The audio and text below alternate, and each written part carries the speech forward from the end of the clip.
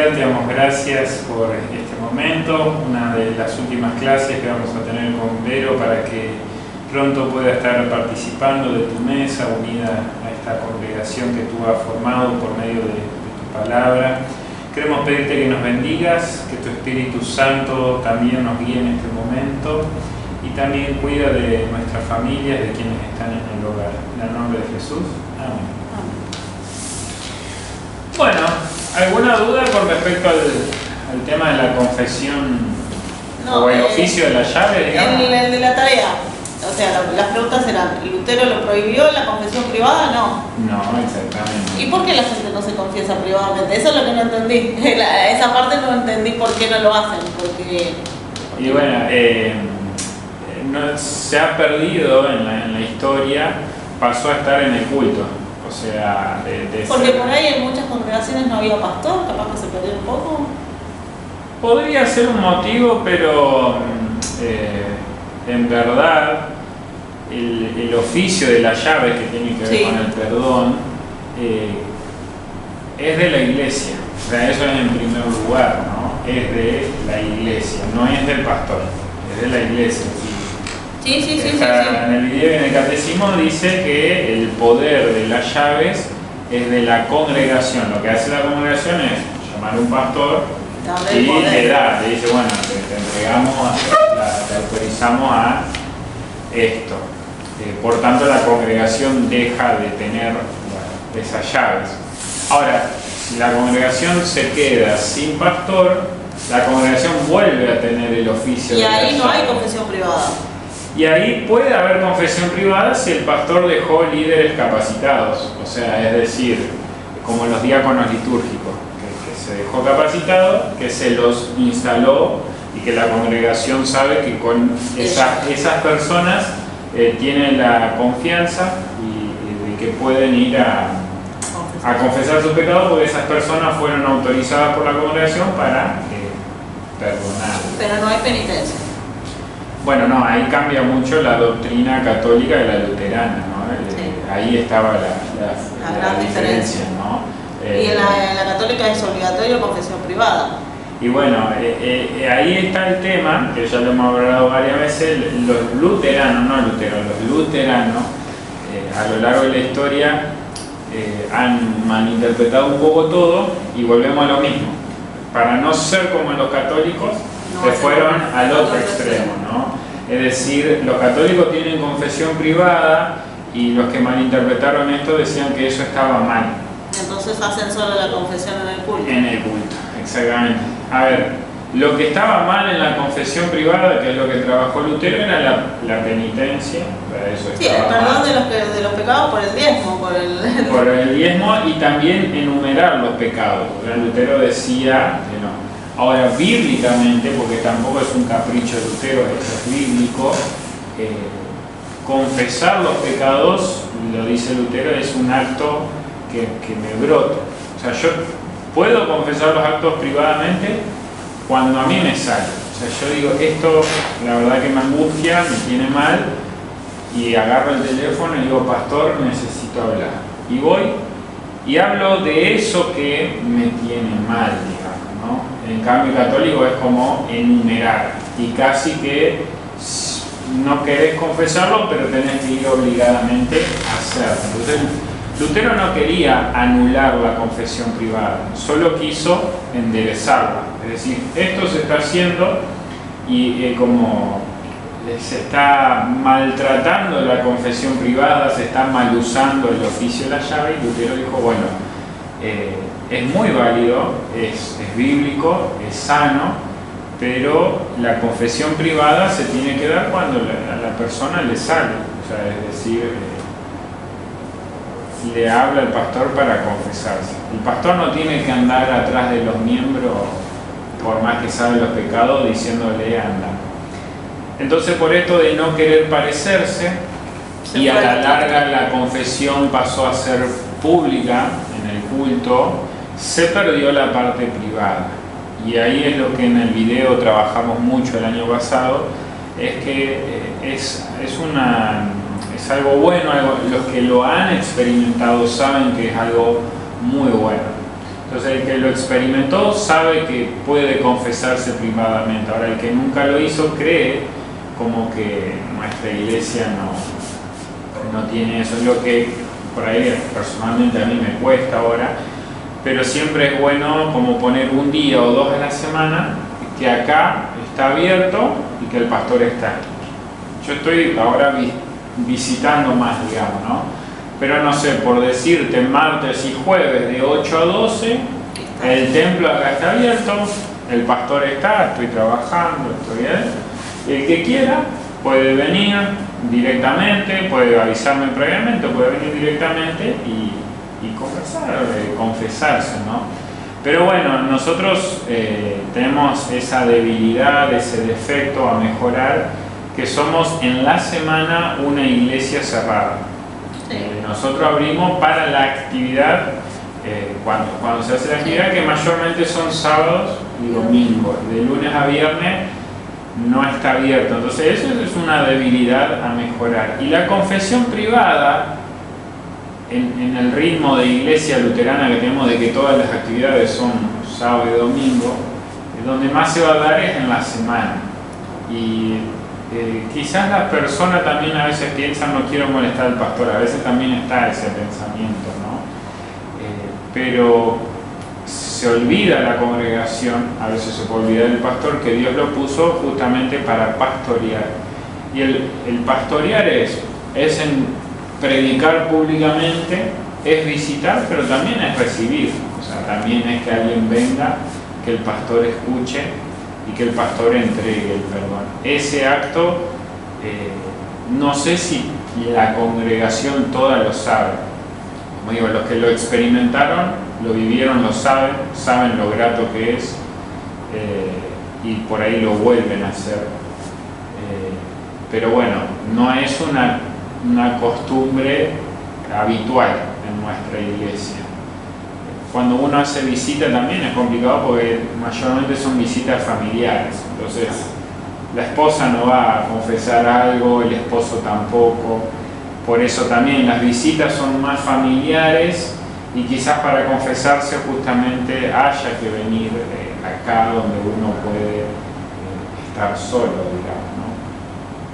Pero bueno, Lutero nunca lo abolió, sino que lo único que hizo fue reformarlo, reenderezarlo. Ampliarlo, porque tenés la confesión privada si querés y la claro, y de hecho la confesión pública en el culto, Lutero él no la incluyó en el culto.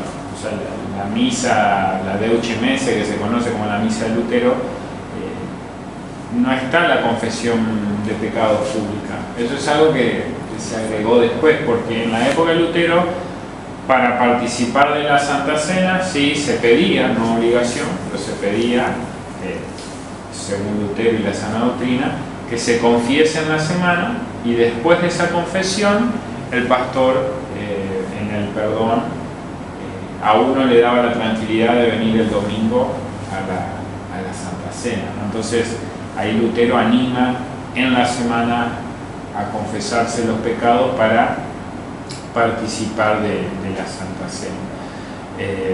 Y entonces, bueno, al hacerla pública en el culto, se deja o se minimiza así quizás la gravedad del pecado personal, ¿no?, de cada persona.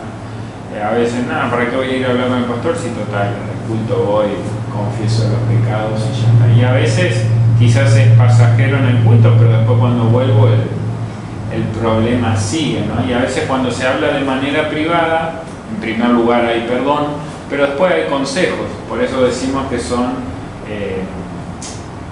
consejo pastoral, aconsejamiento pastoral, acompañamiento pastoral, porque primero se da el perdón, pero no es que estás perdonado, listo. Luego de ese perdón, el pastor sigue charlando, animando, aconsejando, porque es como le dijo Jesús a esta mujer impura, ¿no? Tus pecados te son perdonados, está el perdón, y después dijo, vete y no peques más. Entonces ese vete y no peques más se da en la manera privada también, ¿no? Entonces, bueno, nada, el oficio de la llave es de la iglesia, que se lo da un pastor cuando lo tiene. Cuando no tiene pastor, lo tiene la Iglesia, y es el poder de perdonar, o como dice ahí, no perdonar. Si la persona no se arrepiente, estamos autorizados a, por ejemplo, no permitirle participar de la Santa Cena. O sea, alguien, por ejemplo, que está cometiendo infidelidad y que lo sabe y que no está arrepentido, y vemos que participa en la Santa Cena, el pastor habla con la comisión directiva y a esa persona se la confronta y se le dice: no podés participar más de la Santa Cena. Error que antes se cometía o se pensaba, que se le prohibía venir al culto. Entonces, bueno, a veces los familiares se quejaban: ¿cómo? No. Lo que se prohíbe es la Santa Cena, digamos, ¿no? El culto es abierto a todos, porque justamente el pecador que no se arrepiente necesita seguir escuchando la palabra para que haga su obra y se arrepienta. Ahora, si deja de venir al culto, entonces dejamos que se hunda en el pecado mismo, ¿no? Pero sí, en cuanto a la Santa Cena, no permitimos que participe, porque bueno, entre hoy y la clase que viene vamos a estar viendo que si como y bebo de la Santa Cena indignamente, es decir, sabiendo que estoy pecando, lo que esa mesa que es para salvación se convierte en condenación. O sea, o la Santa Cena me salva o me condena. No está como punto medio de que no me hace nada. Tengo que creer, tengo que recibirlo, eso me salva. Ahora, si yo participo sabiendo que estoy haciendo mal las cosas, estoy comiendo y bebiendo para condenación. Eso lo dijo el apóstol Pablo y después lo vamos a ir aprendiendo. Entonces, bueno, esas preguntas de tarea eran más reflexivas que otra cosa, pero reflexionar, no sé si llegaste a escuchar todas las preguntas, pero bueno, la primera era si Lutero abolió esto. Obviamente no lo abolió, sino que lo ensalzó, pero de manera correcta, y lo mantuvo, y hasta, ¿cómo se dice?, animó a que se haga eso. Después hacía una pregunta como: ¿por qué nuestra iglesia dejó esa práctica? Y la última pregunta era que propongan una idea de cómo se puede recuperar esa práctica. O sea, de qué manera podemos enseñar a la congregación, animarnos mutuamente y recuperar esa práctica de la confesión privada, pero obviamente recuperarla como Lutero quería, digamos, ¿no? No obligando a todos a venir, pero sí que todos sepan que el pastor está disponible para recibirlo cuando quieran confesar sus pecados, y que este acto lo que van a recibir es perdón, porque bueno, eso también enseña. Y cuando uno se va a confesar, sabe que va a recibir perdón. No recibimos perdón o palabra muy dura cuando no me arrepiento, pero si yo vengo dolido, el pastor me escucha. Jamás el pastor puede decirme: viste, yo te dije. Jamás me va a decir: bueno, ¿por qué no cambiaste antes? No, el pastor va a escuchar, y cuando la persona terminó de confesar, el pastor brinda el perdón, porque eso hace Jesús. Así que bueno, eso es algo a recuperar, digamos, ¿no? Siempre estuvo, ese es el tema, siempre estuvo. El tema es que estuvo oculto, digamos, ¿no? Es como que por muchas otras tradiciones o actividades eso fue quedando ahí escondido, y por esto mismo de que la confesión pasó a estar en el culto públicamente, es como: ¿para qué confesarme privadamente si está en el culto? Entonces, con muchas cosas, esa confesión privada fue quedando abajo de todo, tapada, y quizás, bueno, es cuestión de, por eso digo, no de eliminar otras cosas que se hacen, pero sí como ir acomodando, decir: bueno, esto hacemos, y digo: ah, mira, acá hay una confesión privada. Bueno, esto también lo podemos hacer entre todas las reuniones, y la confesión pública también, ¿no? La podemos hacer, pero una cosa no quita la otra.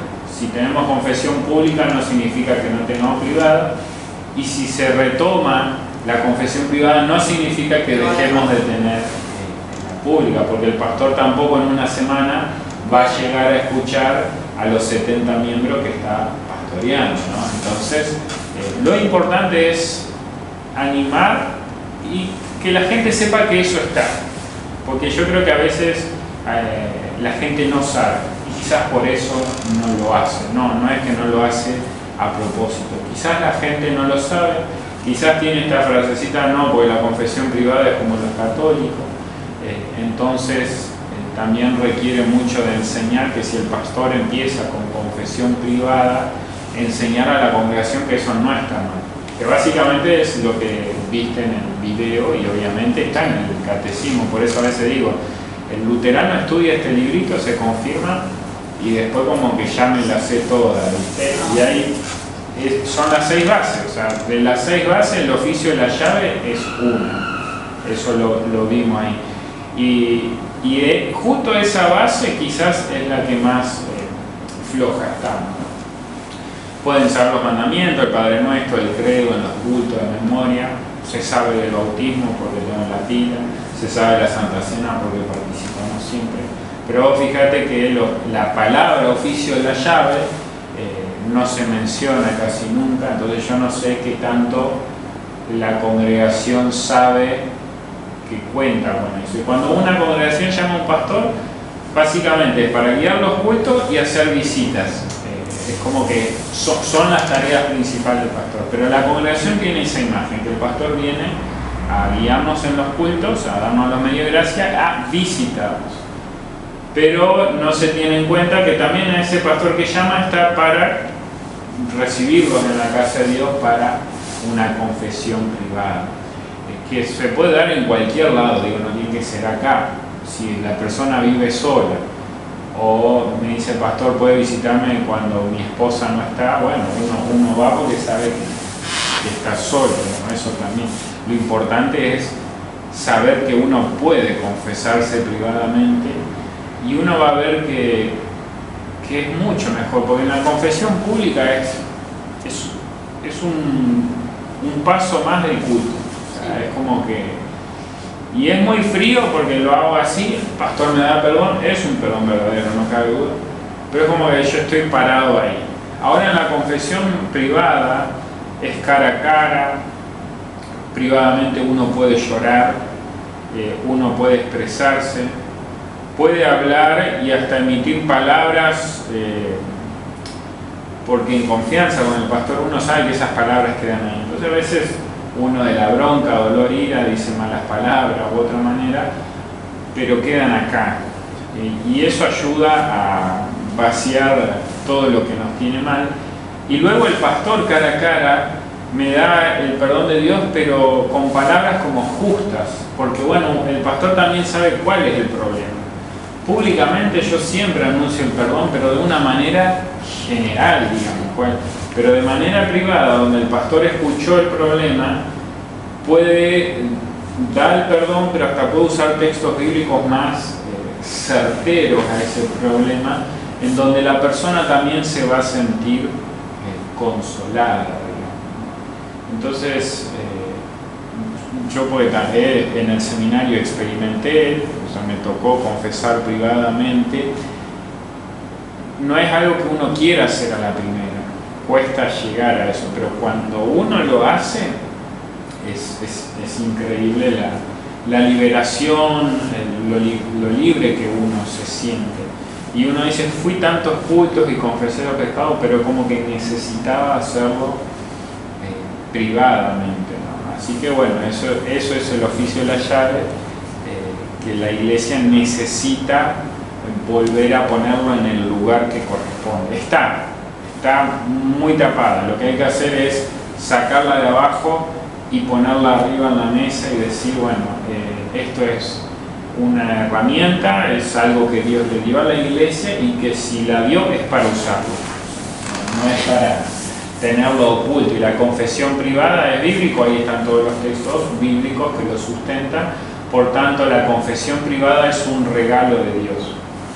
Que la Iglesia Católica lo haya agarrado y tergiversado, bueno, eso es otro tema, pero la confesión privada es un regalo de Dios, ¿no? Jesús, confesión privada, aunque había gente, pero era directa, lo hizo con el paralítico, tus pecados te son perdonados, lo hizo con Pedro, lo hizo con otros de sus discípulos, lo hizo con la mujer impura. Había público, pero digo, su perdón fue de manera cara a cara. Entonces Jesús aplicaba o realizaba la confesión privada. Y privada me refiero de cara a cara, y él perdonaba. Entonces, bueno, todo depende también de la confianza que genera el pastor. Y algunos nos sentimos con más confianza con el pastor de ahora, otros no. Capaz venga después otro pastor y digo, bueno, con este sí, que el que tenía confianza conmigo, con el otro no lo tiene. Entonces, confesar los pecados también depende mucho. El pastor tiene que generar confianza, porque lo que le cuento al pastor privado, ya si veo que después lo utiliza de ejemplo en un sermón, o lo mencionó como algo más, como un ejemplo en un estudio bíblico, a la persona la lastima. Esa persona va quizás a hablar con otro, y el pastor ahí perdió su confianza para la congregación. Entonces, la confesión privada tiene lo que se llama el sigilo confesional. Lo que se habla con el pastor muere ahí. Y ese es el compromiso del pastor. Entonces, instaurar nuevamente la confesión privada no solo requiere enseñar lo bíblico y decir a la congregación, esta es una herramienta linda que tienen, a usarla. Eso va acompañado de que el pastor genere confianza. Pues si el pastor no genera confianza, de nada me sirve enseñarle a la congregación el valioso regalo de Dios de una confesión privada, porque no la van a poder experimentar porque no hay confianza, digamos. Y por eso el oficio de la llave, la congregación, por ahí no tengo confianza con el pastor, pero tengo confianza con el diácono. Por ahí no tengo confianza con el pastor, el diácono, pero tengo confianza con la mujer que está liderando el grupo de danza. Y los líderes y la congregación, los que son miembros, están capacitados para escuchar y perdonar, porque el oficio de la llave es de la congregación, entonces no tiene que ser sí o sí el pastor. Puede ser alguien de la congregación, eso sí, confirmado, o sea, que sea confirmado y que tenga años en la iglesia luterana, que participe en los grupos, o sea, alguien que sea muy comprometido con la iglesia, que yo sé que me va a dar el perdón, pero también me va a dar consejos muy sabios. Por ejemplo, Luisa. No tengo confianza con el pastor, pero tengo confianza con Luisa, y cualquiera, mujer, que sobre todo mujer, puede ir y hablar con Luisa, confesar sus pecados, y Luisa está capacitada por Dios para perdonar y aconsejar. Entonces eso también es importante saber. Lo que Dios quiere es que no nos quedemos callados. O sea, y lo que Lutero quería era que nadie se guarde los pecados y se confiese de manera liviana en el culto. O sea, hay que sacarlo, somos seres humanos, necesitamos sacar lo que nos arruina por dentro, digamos, para una vez que lo sacamos, volver a llenar nuestro corazón de palabras de consuelo de parte de Dios, digamos. Entonces, bueno, eso figura ahí en esa parte justamente antes de la Santa Cena, ¿sí? Que es el último punto que vamos a estar viendo. Vamos a la página 93. Bien. En la primera pregunta lo que tenemos es diferentes nombres por los cuales se conoce a la Santa Cena. Santa Cena es el típico, es el que siempre mencionamos. Pero a veces vamos a escuchar al pastor o en la misma Biblia leer mesa del Señor, partimiento del pan, cena del Señor, Eucaristía, que es una palabra justamente más de la Iglesia Católica, digamos, y de la historia en general de la Iglesia. Y la última, la Santa Comunión, ¿no? Cada manera de llamar a la cena le da su sentido. ¿A qué me refiero? Por ejemplo, la Santa Cena. Primero que, bueno, determina que es una comida, la cena. Pero la primera palabra determina que es santa. ¿Qué quiere decir? Que es diferente a la cena del mundo. O sea, algo santo es algo que se aparta del mundo y se aparta para hacerlo santo. Entonces ya no está contaminado por el mundo. Entonces, la Santa Cena, ya esa palabra indica que es una comida diferente a la del mundo. Es una comida que Dios mismo apartó para nosotros, ¿no? Por ejemplo, mesa del Señor, bueno, también indica esto que es una mesa, o sea, es el sentarse. Si bien participamos parados por grupo, ese momento indica que es una mesa, que estamos sentados alrededor. Y bueno, viste, como acá en Buenos Aires, Argentina, se dice la mesa de la chiquilera, decimos que es la mesa del Señor, la mesa en la cual nos sentamos, quien encabeza la punta, quien va como guiando ese momento es el Señor.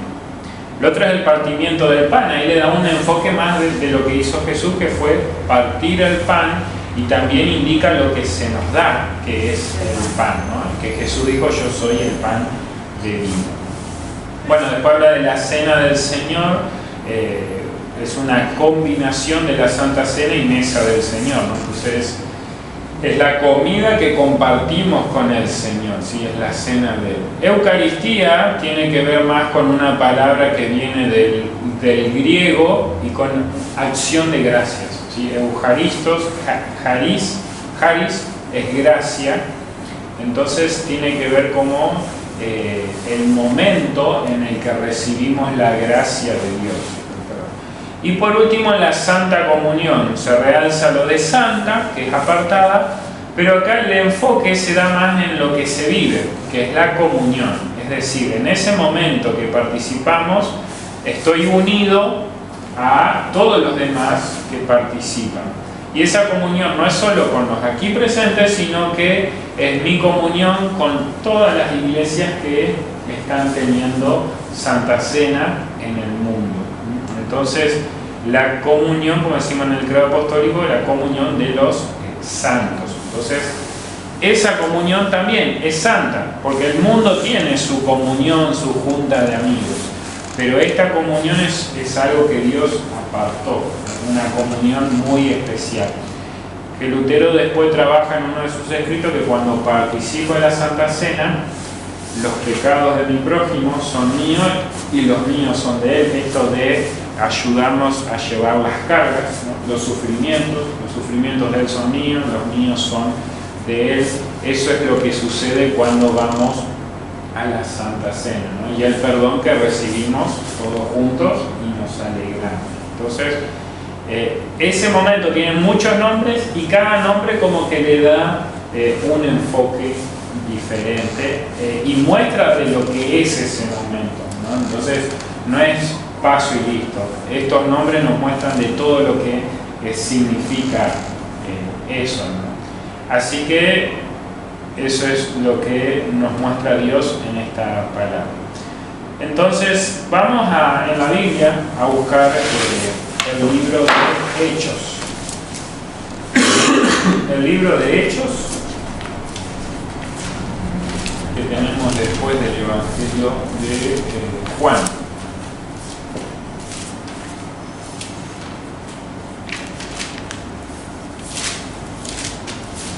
¿Corintios me pasé? Sí, te pasaste un poquito antes. Ahí dije.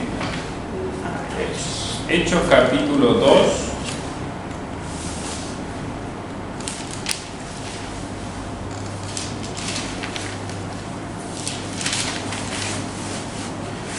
Hechos capítulo 2 y vamos a leer del versículo 43 al 47. Del 43 al 47. ¿Te animás a leer? La vida de los primeros cristianos. Sí, Y sobrevino temor a toda persona, y muchas maravillas y señales eran hechas por los apóstoles. Todos los que habían creído estaban juntos y tenían en común todas las cosas, y vendían sus propiedades y sus bienes y los repartían a todos según la necesidad de cada uno. y preservando unánimes cada día en el templo y partiendo el pan en las casas, comían juntos con alegría y sencillez de corazón, alabando a Dios y teniendo favor con todo el pueblo. Y el Señor añadía cada día a la iglesia los que habían de ser salvos. Bien, esto justamente como leíste el título, es la vida de los primeros cristianos. Esto es el día de Pentecostés, ¿no? El día que nace la iglesia cristiana. Hasta antes de eso era Jesús y sus discípulos, ¿no? Por discípulos no solo los 12, sino toda la gente que lo seguía, ¿no? Luego de que Él asciende a los cielos, que justo hoy estamos celebrando eso, estamos celebrando eso, los discípulos esperan en el templo que Dios envíe la promesa del Espíritu Santo, y cuando Dios envía el Espíritu Santo es el Pentecostés, y ahí nace la iglesia. Por eso el domingo de Pentecostés es el cumpleaños de la iglesia. O sea, el Pentecostés es cuando la iglesia cumple años. Y este texto nos relata cómo era la vida, su celebración en los primeros tiempos, ¿no? Hasta ese entonces, antes de esto, ¿qué es lo que celebraban Jesús y los discípulos, los israelitas, los religiosos? ¿Qué es lo que celebraban hasta ese momento? Que es el contexto donde Jesús consagró los elementos instituyó la Santa Cena, ¿no? Antes de que muera. ¿Cuál era la fiesta que tenían todos los años? Desde allá, desde el Antiguo Testamento. Ninguna de las que tenemos ahora, porque es la que tenemos ahora, y es una de las dos más importantes. O sea, tenemos Navidad y la otra más importante, que es la Pascua. ¿Sí? Sí. La fiesta que había antes de Pentecostés, el momento en el cual ellos celebraban, era la Pascua. Hasta Jesús, hasta la muerte de Jesús, o sea, un día antes de la muerte de Jesús, era el sacrificio de los corderos. No es que con el nacimiento de Jesús se terminó. No, se terminó con el sacrificio de Jesús, que eso es lo que uno lee en hebreo, que Él se sacrificó una vez. Por nosotros, para que no haya más sacrificio. Exactamente, por todos nosotros una vez y para siempre, dice hebreo. Entonces, el ritual de sacrificar corderos, que fue instaurado por Dios en el Antiguo Testamento y que se hizo por generaciones, eso se celebraba, era el culto hasta el Viernes Santo, el día en que muere Jesús. El Jueves Santo fue donde Jesús a sus discípulos le mostró y le dio el nuevo modelo de la Santa Cena, que le dijo: hagan esto todas las veces que coman y beban en memoria mía. Y dice: esta copa es el nuevo pacto. Ahí Jesús a sus discípulos le dice: toda esa práctica ya no va más. ¿Qué práctica? La de sacrificar corderos, derramar la sangre. No, ahora yo muero una vez por siempre, y por eso lo que hay que hacer cada vez que se reúnan no es sacrificar corderos, sino que es partir el pan. Y eso es lo que nos relata ahí en el versículo 46. Todos los días se reunían en el templo y partían el pan en las casas y comían juntos con alegría y sencillez de corazón, mientras alababan a Dios y brindaban ayuda a todo el pueblo. Eso describe lo que es la iglesia. Y ese versículo lo deberíamos tener por acá en grande, o tenerlo cada cristiano en su casa, porque eso es la iglesia. La iglesia es reunirse en la casa de Dios con alegría y sencillez. Con alegría y sencillez de corazón. La iglesia es reunirse y partir el pan, es decir, la Santa Cena. La iglesia es alabar, porque dice: mientras alababan a Dios. Entonces somos una iglesia que canta, una iglesia que alaba a Dios. Y lo que vivimos en el culto debe motivarnos a lo que llamamos amor en acción al prójimo, que dice: brindaban ayuda a todo el pueblo. Eso es el resumen de la vida cristiana. Nuestra vida cristiana tiene que ser ir al culto el domingo con alegría y sencillez de corazón, a escuchar la palabra y a participar de la mesa del Señor. Y acá dice todos los días, obviamente de lunes a lunes nos tenemos, pero ese todos los días lo tenemos que vivir como todos los domingos. O sea, no un domingo al mes, no 2 domingos al mes, cuando sé que puedo ir los 4. Si yo sé que no puedo ir los 4 porque en uno de ellos siempre me toca trabajar por turnos rotativos, es una cosa. Ahora, si yo sé que puedo ir al domingo, pero digo, no, prefiero hacer otra cosa, bueno, ahí es donde debemos reflexionar. Y la iglesia es ir todos los días a la casa de Dios. Por eso la importancia siempre de participar en los cultos, en la mesa, y el participar en el culto, que es cantar, que es escuchar la palabra, que es partir el pan.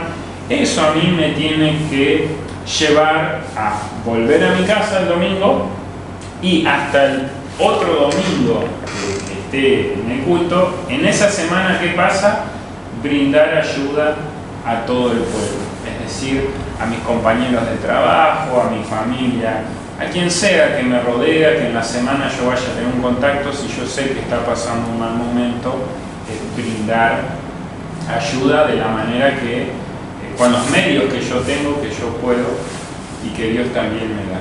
Pero esa es la iglesia. Y qué interesante que a veces reflexionamos de cómo podemos traer más personas. Estamos planeando el templo nuevo para que entre más personas. Y este texto también nos dice, la iglesia se tiene que abocar a enseñar y a reunirse en los cultos, que nunca falte la palabra de la Santa Cena, y brindar ayuda al pueblo. Y ahí termina el versículo 47. Y cada día el Señor añadía a la iglesia a los que habían de ser salvos. Es Dios quien trae. Es Dios el que te trajo a vos, es Dios el que me trajo a mí, es Dios. Entonces nuestra vivencia como cristianos no es preocuparnos, che, ¿qué hacemos para traer más gente porque somos siempre lo mismo? Esa es una preocupación que el diablo va queriendo meter en nuestros corazones para que nos desviemos de lo que Dios nos enseña en su palabra que debemos y espera que hagamos. Ir al culto, participar de la Santa Cena y en la semana ayudar al prójimo.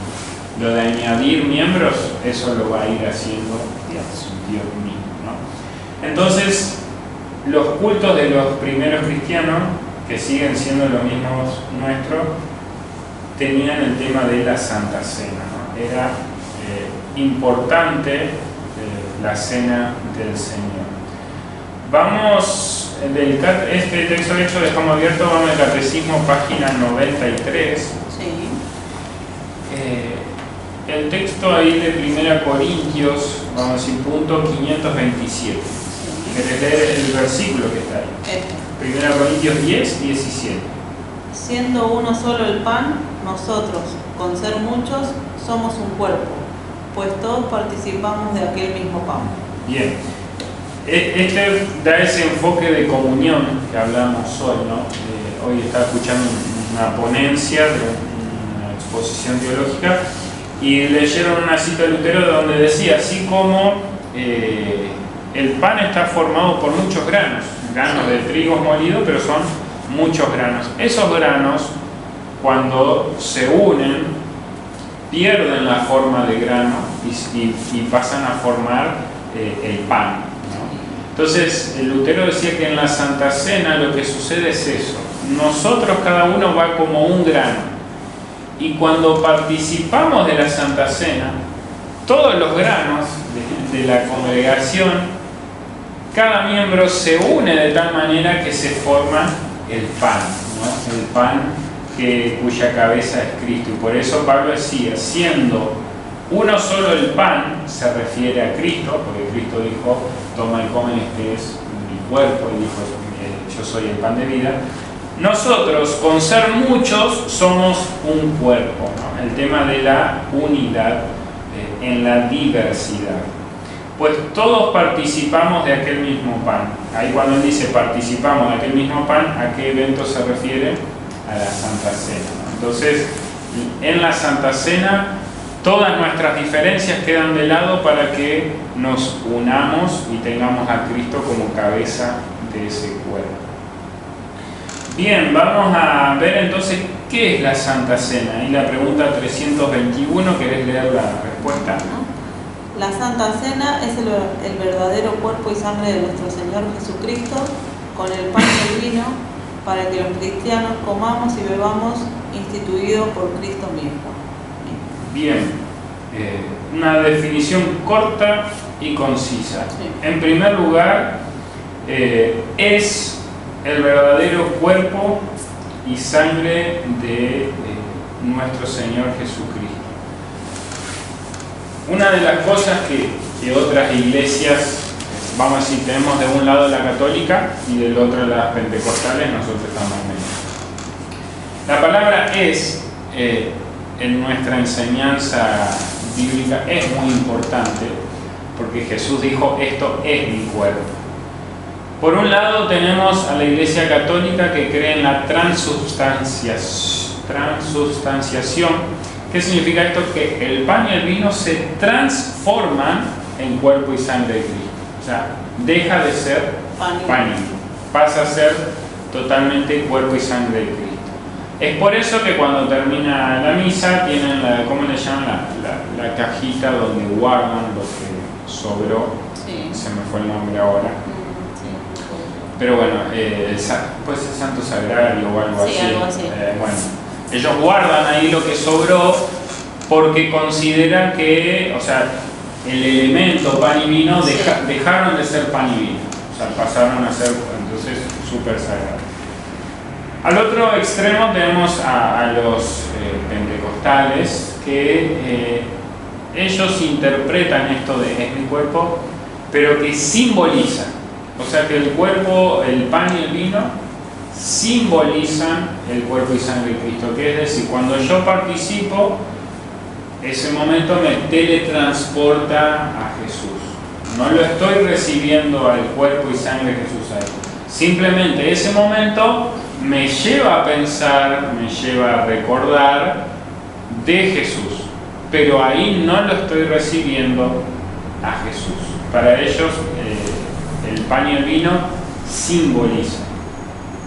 Para los luteranos, el pan y el vino es cuerpo y sangre de Cristo, pero sigue siendo pan y vino. Por eso ahí dice, es el verdadero cuerpo y sangre de Cristo con el pan y el vino. Ese con indica que están unidos, pero el pan y vino no dejan de ser pan y vino. Claro, están unidos, pero no. El católico dice se transforma. El pentecostal dice que simboliza. Pero el luterano cree que el pan y vino es cuerpo y sangre de Cristo, pero como elemento sigue siendo pan y vino. Por eso cuando la Santa Cena termina, para el luterano el cuerpo y sangre de Cristo terminó en ese momento. Por tanto, la hostia y vino que sobró luego del culto, en cuanto al vino, o se vuelve a guardar o se vierte en tierra. Eso es la elección de cada congregación. Y las hostias se vuelven a guardar con las que estaban, digamos. ¿Por qué? Porque el luterano cree que el pan y vino es cuerpo y sangre de Cristo en el momento de la Santa Cena. Después sigue siendo pan y vino. Exactamente, ¿no? Entonces, eso creemos como luteranos. Entonces, sí es el verdadero cuerpo y sangre de Cristo con el pan y el vino. ¿Para qué fue dado? Para que lo comamos y bebamos, no para que lo miremos, no para que lo tengamos ahí guardado juntando moho, para que se pique el vino, sino que se nos dio para comer y beber. Y este evento fue instituido por Cristo mismo. O sea, quien lo enseñó a la iglesia y dijo, tienen que hacer esto, fue Cristo mismo. No fue la iglesia que dijo, che, un día vamos a empezar a partir el pan y a tomar el vino, a decir que esto es cuerpo y sangre de Cristo. No, fue Cristo mismo en la noche del Jueves Santo que instituyó la Santa Cena. Y sus palabras fueron claras. esto es mi cuerpo, esto es mi sangre, y termina diciendo, hagan esto todas las veces en memoria de mí. Después viene, bueno, cada iglesia interpretó esa parte de todas las veces. Para nosotros todas las veces es todos los domingos. Para otras iglesias el todas las veces es una vez al mes. Para otras iglesias y religiones el todas las veces es solamente en las fechas importantes como Navidad, Pascua, Pentecostés y Ascensión. Pero bueno, nosotros creemos bíblicamente que todas las veces es cada culto, ¿no? Siempre y cuando haya pastor. Eso sí, la Santa Cena siempre es cuando está el pastor. Y eso también porque lo leímos en Hechos, que decía todos los días se juntaban a partir del pan, ¿no? Entonces ya los primeros cristianos practicaban la Santa Cena siempre.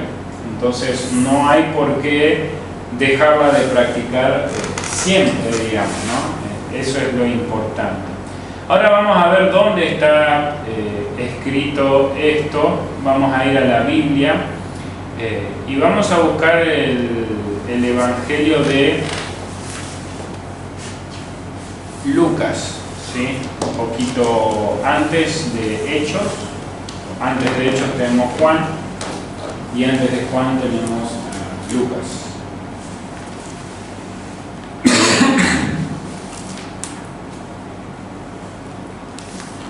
Lucas capítulo 22.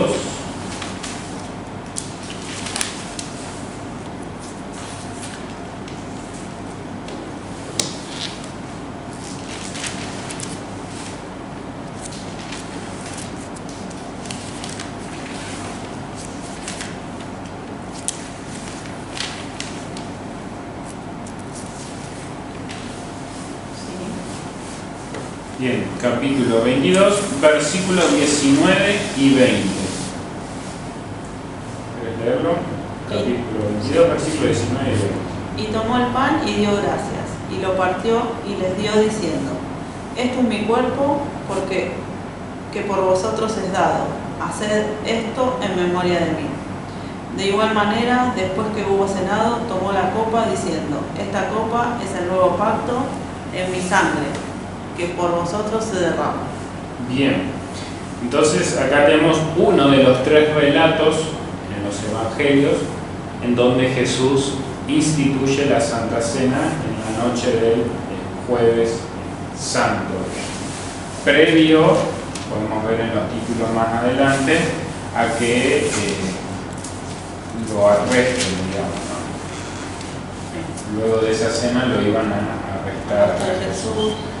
Que esté en los tres evangelios muestra el énfasis, la importancia de este momento, porque hay historias que en algunos evangelios están, en otros no, pero justo la institución de la Santa Cena está en 3 de los 4 evangelios. Juan no, pero 3 evangelios los tiene. Y el apóstol Pablo también lo menciona, y vamos a ir un poco volviendo hacia el lado de Hechos, a 1 Corintios, que está después del libro de Hechos. Vamos a ir a 1 Corintios, capítulo 11. Perdón, después de Hechos está Romanos, y después de Romanos sí viene 1 Corintios. Vamos a buscar el capítulo 11 y vamos a leer del versículo 23 al 26.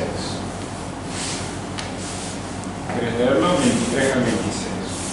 Porque yo recibí del Señor lo que también os he enseñado, que el Señor Jesús, la noche que fue entregado, tomó pan y habiendo dado gracias, lo partió y dijo, tomad, comed, esto es mi cuerpo, que por vosotros es partido, haced esto en memoria de mí. Asimismo, tomó también la copa, después de haber cenado, diciendo, esta copa es el nuevo pacto de mi sangre, haced esto todas las veces que la beberéis en memoria de mí. ¿Hasta 25 o hasta 26? Así pues, todas las veces que comeréis este pan y beberéis esta copa, la muerte del Señor anunciáis hasta que Él venga. Muy bien. Este es el cuarto relato literal, en donde muestra el énfasis Primero, el versículo 23, donde Pablo dice: yo recibí del Señor lo mismo que les enseño a ustedes. O sea, la Santa Cena es algo que Dios da, que Cristo da, y nuestra tarea como pastor y iglesia es enseñarla generación a generación. Así como la Pascua del Antiguo Testamento era todos los años relatar cómo Dios liberó a Israel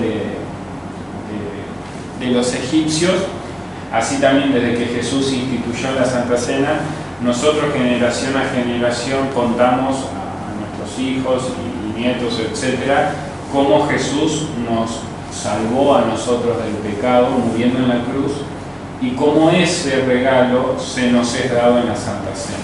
O sea, cuando participamos en la Santa Cena y nos preguntan ¿por qué participas?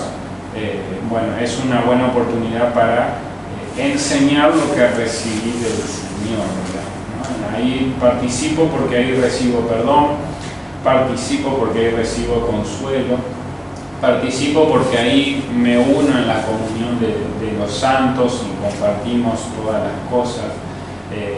Participo porque ahí me encuentro con Dios, ahí es donde lo veo cara a cara, digamos.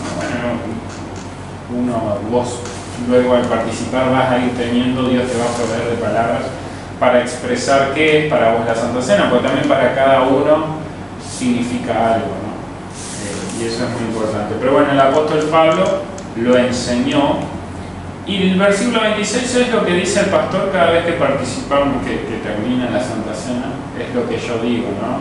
Cada vez que comamos de este pan y bebamos de esta copa, la muerte de Jesús proclamamos hasta que venga. Entonces, ahí Pablo también nos está enseñando que la Santa Cena no es solo un momento íntimo mío, no es solo un momento de comunión con los hermanos, sino que también es un momento en donde de manera silenciosa yo estoy anunciando al mundo en quién creo.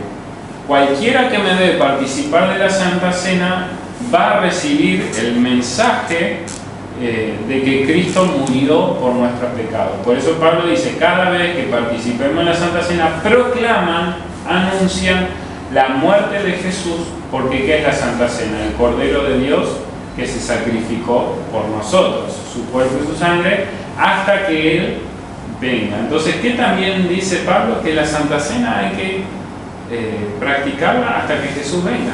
¿Cuándo se va a terminar de dar la Santa Cena? Cuando Jesús venga. Mientras tanto, debemos celebrarla cada vez que se pueda, no una vez por mes, sino cada vez que podamos, celebremos la Santa Cena, porque va a llegar un día en que Jesús nos venga a buscar y ahí sí ya no la vamos a necesitar más. Pero hasta ese entonces, cada vez que se pueda, necesitamos disfrutar. Bien, entonces vamos a ir cerrando acá. Las preguntas que siguen en el catecismo es simplemente enfatizar lo que estuvimos reflexionando. Quien instituyó la Santa Cena fue Jesús. ¿Por qué están en los 4 evangelios? Por este énfasis. Bueno, los textos bíblicos que siempre sustentan las preguntas. Bueno, ya vimos los elementos visibles externos, son el pan hecho de harina y el vino, fruto de la vid. ¿Qué recibimos en estos elementos externos? Bueno, el cuerpo y sangre de Cristo. Bueno, ahí en el punto 327 está esto de por qué es inadmisible tomar en un sentido figurado las palabras esto es mi cuerpo y esto es mi sangre, ¿no? Entonces, bueno, ahí está lo que llamamos, Jesús dice explícitamente que distribuye aquel cuerpo que es dado por nosotros y aquella sangre que es derramada por nosotros, ¿no? Y el segundo sustento es que el apóstol Pablo dice en 1 Corintios, la copa de bendición que bendecimos no es la comunión de la sangre de Cristo. El pan que partimos no es la comunión del cuerpo de Cristo. Cualquiera que comiere este pan o bebiere esta copa del Señor indignamente será culpado del cuerpo y de la sangre del Señor. Bueno, ahí está lo que te decía hoy, ¿no? El que come indignamente será culpado. O sea, yo puedo participar para bendición, pero el que participa desde la ignorancia sin saber lo que está recibiendo, o participa sabiendo que no se arrepiente, está comiendo indignamente para condenación, ¿sí? Bueno, después hay textos bíblicos. Vamos a la pregunta 328. ¿Querés leer la pregunta y respuesta? 328. ¿Permanecen aún el pan y el vino en la Santa Cena o son estos transubstanciados en cuerpo y sangre de Cristo? El pan y el vino no son transubstanciados, sino que permanecen aún, porque San Pablo enseña expresamente que también en el comer y beber en la Santa Cena el pan permanece pan y el vino permanece vino. Bien, eso era lo que intentaba explicar hoy,